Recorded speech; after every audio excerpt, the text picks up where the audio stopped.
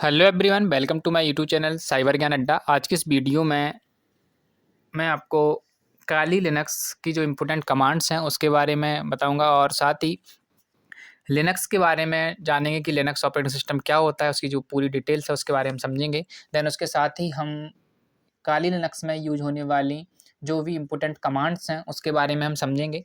ठीक है, तो चलिए फिर स्टार्ट करते हैं वीडियो। तो सबसे पहले आया introduction to Linux. What is Linux? Linux एक ओपन सोर्स ऑपरेटिंग सिस्टम है, यानी ओपन सोर्स ऑपरेटिंग का मतलब होता है कुछ ऐसे सॉफ्टवेयर जिनका सोर्स कोड मार्केट में फ्रीली अवेलेबल है, जिसके ज़रिए कोई भी उनमें अपने हिसाब से बदलाव कर सकता है। मतलब लिनक्स क्या है? हमारा एक ओपन सोर्स ऑपरेटिंग सिस्टम है, यानी ओपन सोर्स का मतलब ये होता है ऑपरेटिंग सिस्टम का कि ऐसे सॉफ्टवेयर जिनका जो सोर्स कोड है वो मार्केट में फ्रीली अवेलेबल है और जिनमें आप अपने हिसाब से मॉडिफिकेशन कर सकते हैं, अपने हिसाब से बदलाव कर सकते हैं।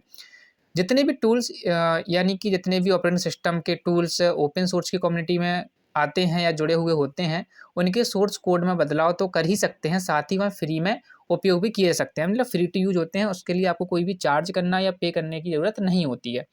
देन इसके बाद आता है ऑपरेटिंग सिस्टम। ऑपरेटिंग सिस्टम जो लिनक्स है, लिनक्स एक free to use operating system है। क्लियर है? जो लिनक्स है हमारा वो क्या है? Free to use operating system है, किसी प्रकार की कोई पेमेंट नहीं देनी पड़ती वहाँ पर हमें। लिनक्स ऑपरेटिंग सिस्टम कर्नेल पे बेस्ड ऑपरेटिंग सिस्टम है, यानी कि जो हमारा लिनक्स ऑपरेटिंग सिस्टम होता है वो कर्नेल पे बेस्ड ऑपरेटिंग सिस्टम होता है। और दूसरी चीज़, लिनक्स ऑपरेटिंग सिस्टम के ओपन सोर्स होने के कारण इसके सोर्स कोड को मॉडिफाई यानी कि उसमें बदलाव किया जा सकता है।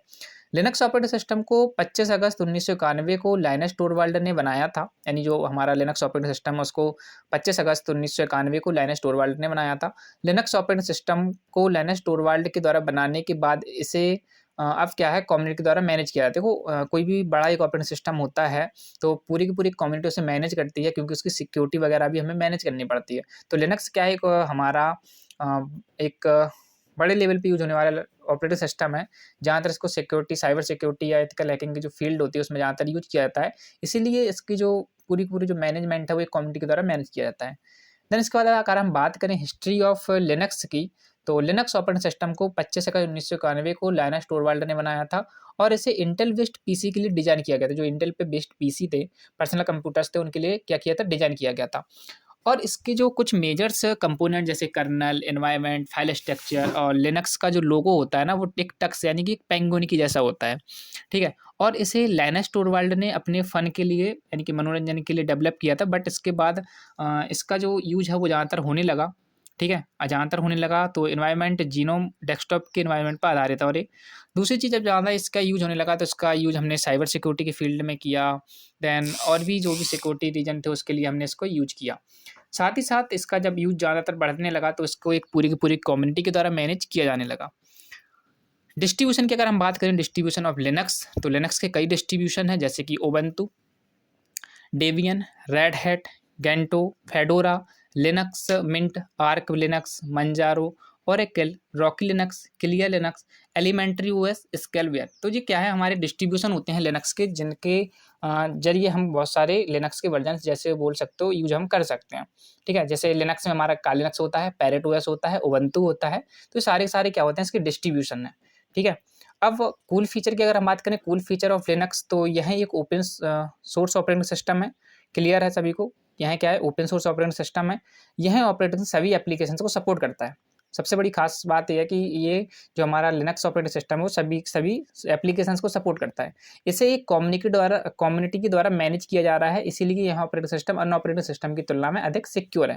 देखो ज़्यादातर अगर उस पर पर्सन वर्क करेंगे, कम्युनिटी पूरी मैनेज करेगी उस किसी भी डिवाइस किसी भी चीज़ को, तो वहाँ पर उसकी सिक्योरिटी तो होगी। लिनक्स ऑपरेटिंग सिस्टम को मल्टी यूजर्स कैपेबिलिटी होती है। देखो लिनक्स ऑपरेटिंग सिस्टम क्या है, हमारा एक मल्टी यूजर कैपेबिलिटी होती है उसमें, कि एक साथ बहुत सारी यूजर्स इस पर काम कर सकते हैं। लिनक्स एक मल्टीटास्किंग ऑपरेटिंग सिस्टम है, यानी कि मल्टीटास्किंग का मतलब कि एक साथ इस पर बहुत सारे टास्क को परफॉर्म किया जा सकता है। लिनक्स ऑपरेटिंग सिस्टम के सेटअप को पेन ड्राइव, सीडी या डीवीडी में इंस्टॉल करके किसी भी अदर सिस्टम में चलाया जा सकता है। अब मान चलो आपने अपने सिस्टम में विंडोज़ डलवाया है, विंडोज़ ऑपरेटिंग सिस्टम डलवाया अगर आप यूज कर रहे हो, तो विंडोज़ क्या है, जिस सिस्टम में डला हुआ है उसी में आप यूज कर सकते हो। बट लिनक्स के साथ ऐसा नहीं है। इसकी अगर आप सेटअप को किसी भी पेन ड्राइव, सीडी ड्राइव या डीवीडी ड्राइव के अंदर इंस्टॉल कर लेते हैं और किसी भी सिस्टम में जाके आप उसको लगाते हैं पेन ड्राइव को, देन वहाँ पर आप लिनक्स का यूज कर सकते हैं।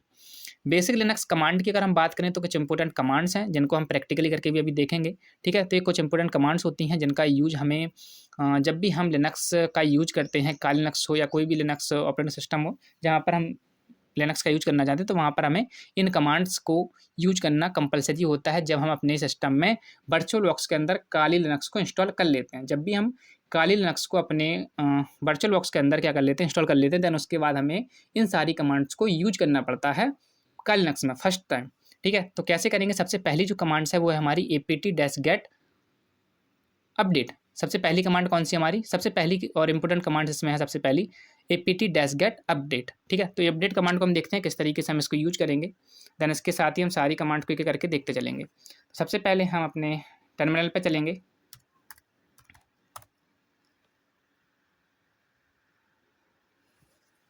ठीक है। तो हम यहाँ पर आ गए यहाँ पर आ गए काली लिनक्स में। देन अभी हम क्या कर लेंगे, अपना टर्मिनल ओपन कर लेंगे।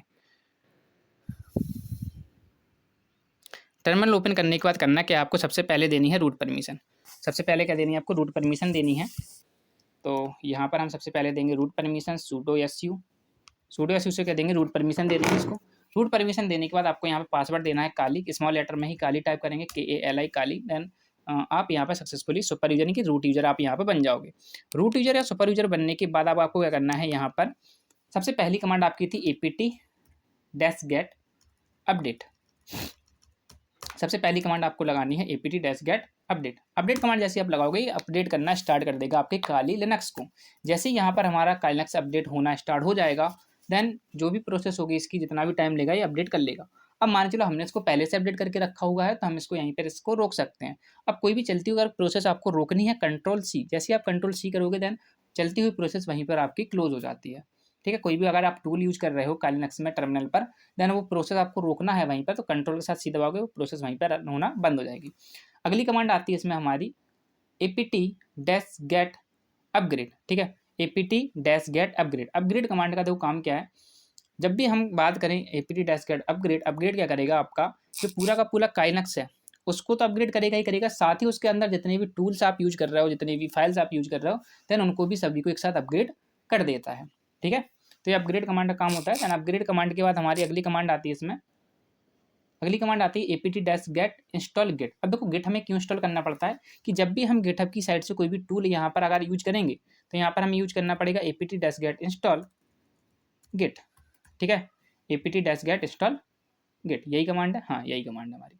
तो वहाँ पर हमें क्या यूज करना है, apt-get इंस्टॉल गिट। क्यों, क्योंकि जब भी हम कोई भी टूल वहाँ पर यूज करेंगे तो वो गिटहब की साइड से लेके आएंगे, और गिटहब की साइड का कोई भी टूल अगर हमें यहाँ पर गिट क्लोन करना होगा तो वहाँ पर हमें गिटहब की नीड होगी, तो गिट हमें इंस्टॉल करना पड़ेगा। तो हम यहाँ पर इंटर करेंगे जैसे ही, तो हमारा गिट यहाँ पर सक्सेसफुली क्या हो जाएगा, इंस्टॉल हो जाएगा।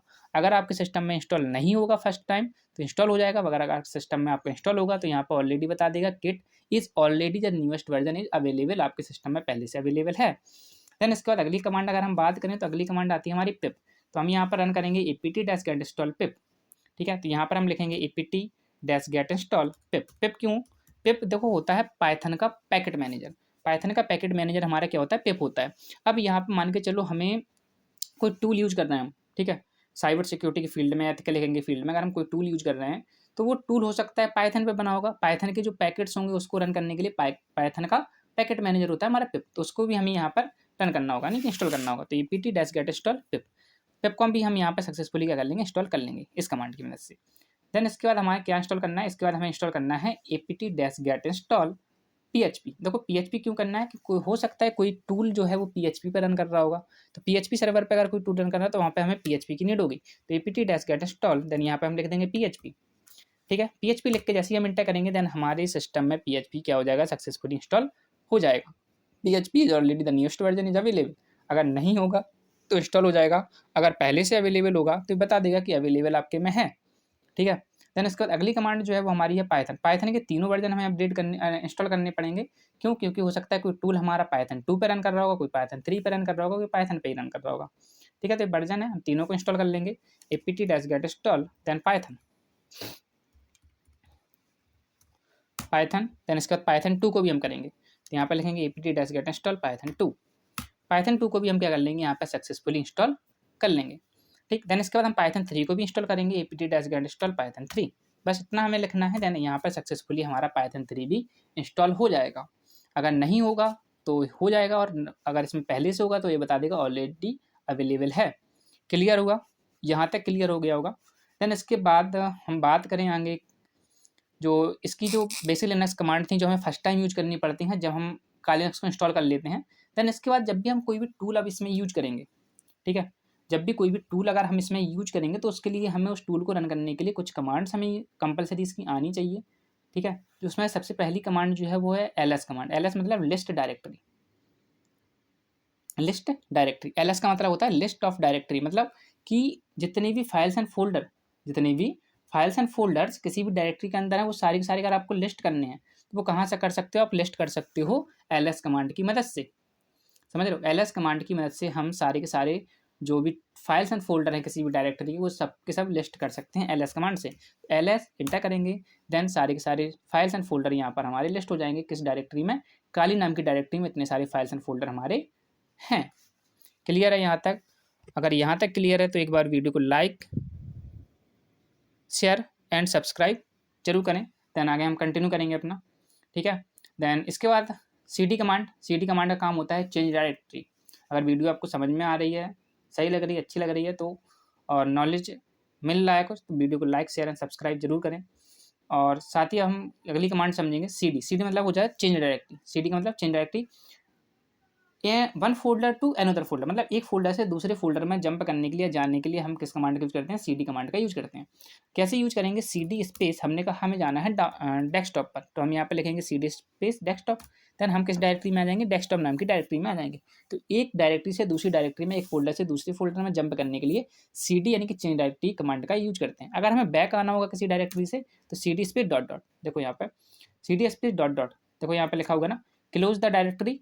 With the help of this command we can remove and back the current directory one by one. मतलब एक एक करके अगर आपको क्या करना है, बैक आना है डायरेक्टरी से, तो आप वहां पर क्या यूज कर सकते हो? cd space dot dot command का यूज कर सकते हो।